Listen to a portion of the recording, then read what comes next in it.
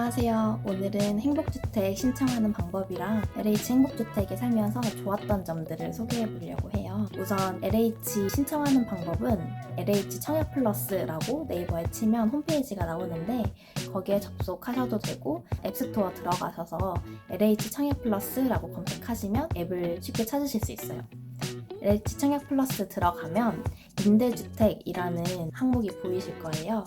그거를 클릭을 하시면 예산별, 지역별로 검색이 가능해요. 그래서 내가 지금 얼마가 있는데 이 가격으로 어디를 갈 수 있는지를 검색을 하셔도 되고 본인이 거주하고 싶은 지역을 검색하시면 됩니다. LH는 보증금에 따라서 월세가 달라지는데 보증금을 조금 내면 그만큼 월세가 올라가고 보증금을 많이 내면 월세가 그만큼 줄어들어요.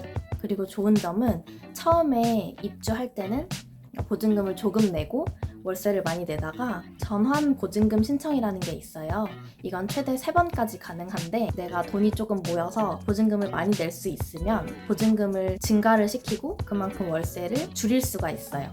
예를 들어서 제가 지금 거주하고 있는 행복주택의 보증금은 최소 700만 원이고요. 보증금을 700만 원 냈을 때는 월세가 27만 원이고 보증금을 5천만 원까지 낼 수가 있는데 보증금이 5천만 원일 때 월세는 대략 9만 원에서 10만 원 정도 되더라고요. 그래서 처음에 입주할 때는 보증금 700만 원만 내고 월세를 27만 원 내다가 돈이 생겨서 전환 보증금 신청을 해서 보증금을 1,000만 원, 2천만 원 더 증가를 하거나 보증금을 5천만 원까지 증액을 하면 월세를 9만 원에서 10만 원만 내고 거주를 할 수가 있게 되는 거예요. 신청은 온라인 신청으로 하면 되고 신청할 때 필요한 서류들이 공고문에 다 나와 있어요. 필요한 서류들을 스캔해서 첨부하시고 신청을 하시면 됩니다. 그리고 한 가지 좋았던 점이 제가 원래 16형 LH 행복주택에 거주를 하고 있었어요. 이 LH 행복주택은 2년마다 갱신 신청을 하고요. LH 본사에서 2년 되기 전에 우편물을 발송을 해줘요. 그러면 그 우편물에 현재 소득이라든지 간단히 기재를 하는 란이 있는데 그걸 그냥 수기로 기재를 해서 스캔을 해서 온라인으로 연장 신청을 하거나 그 우편물을 다시 LH로 발송을 하면 자동으로 계약이 연장이 돼요. 청년 자격의 경우에는 최대 10년까지 거주가 가능해요. 원래는 6년이 최대였는데 4년이 더 늘어났더라고요. 제가 원래 16형 청년 자격으로 4년 정도를 살았어요. 그럼 이제 2년이 남았잖아요. 근데 그 2년은 계속 16형에 거주하는 게 아니라 근처에 조금 더 큰 타입의 LH 행복주택으로 옮기고 싶다라고 하면 옮길 수가 있어요. 제가 지금 37형에 거주를 하고 있는데 원래는 다른 지역의 LH 행복주택 16형에서 4년 동안 거주를 하고 있었고 연장 신청을 할 시기쯤에 여기 37형이 새로 지어져서 온라인으로 신청을 했더니 나머지 2년, 지금 이제 4년이 된 거죠. 나머지 4년은 37형에서 거주를 할 수 있게 되었어요. 이렇게 거주를 하다가 기간이 남아있으면 그 남은 기간을 계속 거기에 거주하는 게 아니라 내가 다른 지역으로 가고 싶다 또는 더 큰 평수로 옮기고 싶다라고 하면 신청이 가능합니다. 이거는 거주할 수 있는 기간이 남아있다는 가정하에 가능한 거예요. 그리고 청년 자격으로 10년을 거주를 하고 만약에 결혼을 하게 되면 신혼부부는 최대 10년까지 또 거주가 가능하고 아이가 생기면 4년 더 거주가 가능해서 최대 14년이 거주가 가능해요.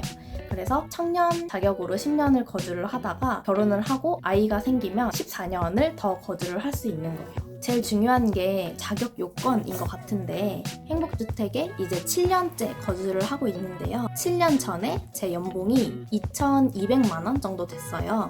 이 정도의 연봉이면 충분히 LH 행복주택 청년 자격으로 입주가 가능하고 정말 좋았던 게 처음에 입주할 때 소득이 크게 중요하다면 2년에 한 번씩 연장을 한다고 했잖아요. 이제 그 연장을 할 때에는 소득이 그렇게 중요하진 않은 것 같아요. 그리고 제가 소득이 크게 올랐던 시기가 있었는데 그때 LH 연장을 못할 것만 같은 불안함에 고객센터에 전화해서 제가 이직을 했고 연봉이 조금 많이 올랐는데 연장이 이제 그럼 안 되는 건가요? 라고 물어봤더니 입주를 할 때만 조금 연봉 같은 걸 까다롭게 보지 입주를 이제 하고 나면 연장할 때는 만약에 연봉이 너무 많이 올랐어도 퇴거를 해야 되거나 이제 연장 자격이 주어지지 않는 게 아니라 그 오른 소득만큼 월세를 조금 더 내면 된다라고 하시더라고요. 있었어요. 뭐 연봉이 1억, 2억 이렇게 되지 않는 이상 연봉이 올라도 퇴거를 하지 않아도 된다는 정말 큰 장점이 있었어요. 그래서 대기업에 다니고 연봉이 조금 많이 높아도 충분히 연장이 가능하다라는 거를 말씀드리고 싶었어요.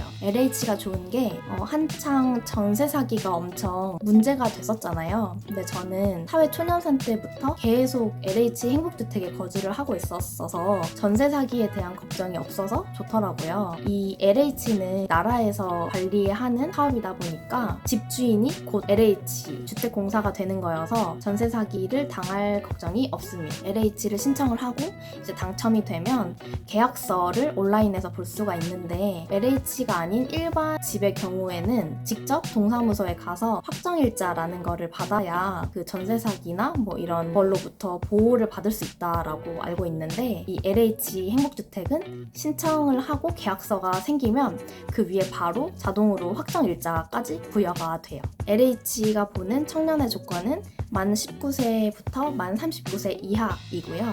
이 모든 신청 자격 조건은 무주택자여야 가능한 조건입니다. 그리고 주택 청약 점수도 반영이 되긴 하는데 점수가 엄청 높을 필요는 없는 것 같아요. 근데 경쟁이 치열한 곳이면 주택 청약 점수도 무시 못할 조건이긴 한 것 같습니다. 행복주택은 대학생, 신혼부부, 청년 이렇게 세 가지 자격이 있습니다. LH를 살면서 좋았던 점을 소개해드리려고 하는데요. 먼저 첫 번째로는 정기적으로 소독을 해주세요. 이 소독이 뭐냐면 물을 쓰는 공간, 뭐 화장실이나 세탁실 이런 부분에 약품 처리를 해주셔서 벌레들이 자라지 않게 관리를 해주십니다. 이거는 제 기억으로는 6개월에 한 번씩이었나? 3개월에 한 번씩 오셔서 이렇게 약품을 뿌리고 가주세요. 그리고 두 번째로는 하자 접수인데요. 저희 집 대문에 보면 QR코드가 붙어 있어요. 이 QR코드를 카메라로 찍으면 하자 접수를 할 수 있는 그런 링크로 접속이 되는데 여기에 들어가서 지금 집에 어떤 하자가 있다라고 신청을 하면 2주 이내에 하자를 고쳐주시는 분들이 오셔서 하자를 고쳐줍니다.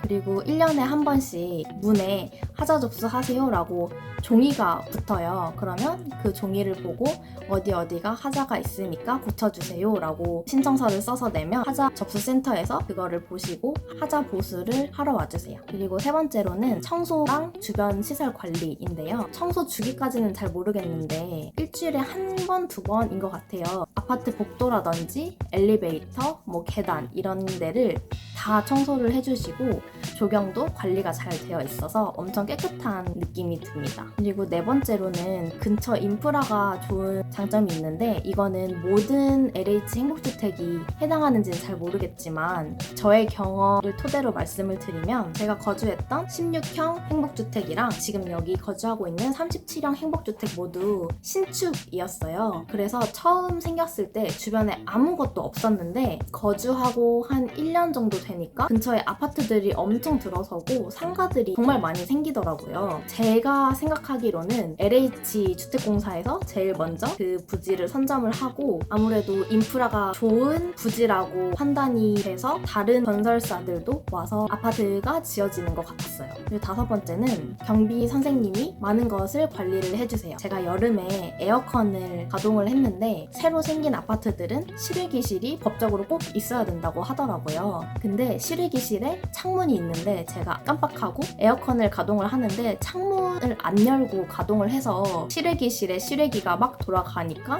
열기가 그 창문으로 빠져나가지 못하고 계속 열기가 축적이 돼서 실외기실의 온도가 엄청 높아졌나 봐요. 근데 어느 날 경비 선생님이 저희 집으로 찾아오셔서 실외기실 혹시 창문 닫고 계시지 않느냐라고 하시면서 어떤 원리인지 모르겠는데 온도가 너무 높아져서 알려드리려고 왔다라고 하시더라고요. 그런 부분이 엄청 좋았어요. 어떻게 보면 화재가 날 뻔한 상황이기도 했는데 다행히 그렇게 알려주셔서 바로 실외기실의 창문을 열었습니다. 그리고 시설들이 엄청 잘 되어 있는데 저희 아파트 안에는 작은 도서관이라고 해서 도서관도 있고요. 어린이집, 놀이터, 코인 세탁실 등등이 있고 쓰레기 분리배출하는 것도 엄청 잘 되어 있어요. 단지마다 하나씩 있고 일주일에 2번 이상 쓰레기를 수거해 가시는 것 같았어요. 그리고 뭐 놀이터에 근력 운동 할 수 있는 기구들도 있고 방학 때는 아동들 무료로 급식 사업을 해주시는 도시락 같은 걸 나눠주더라고요. 그리고 경로당에서도 행사를 이것저것 많이 하는 것 같았어요. 이거는 이거는 어떻게 알 수 있었냐면 엘리베이터를 기다리는 1층이나 지하주차장 게시판이 있는데 게시판에 행사를 할 때마다 어떤 행사가 있는지 붙어 있더라고요. 그래서 그런 행사를 알기도 쉽고 행사가 많아서 좋은 것 같습니다. 주변 시세보다 30-40% 혹은 그 이상 저렴한 행복주택에 거주를 하고 있어서 돈도 굉장히 많이 모을 수 있고 인프라나 이런 것도 너무 좋고 편리한 소소한 시스템들이 많더라고요. 그래서 자격 요건이 되시면 전 무조건 행복주택 신청해보시는 걸 추천드립니다. 그럼 오늘 영상 봐주셔서 너무 감사드리고 다음에 또 유용한 영상으로 찾아뵐게요. 감사합니다.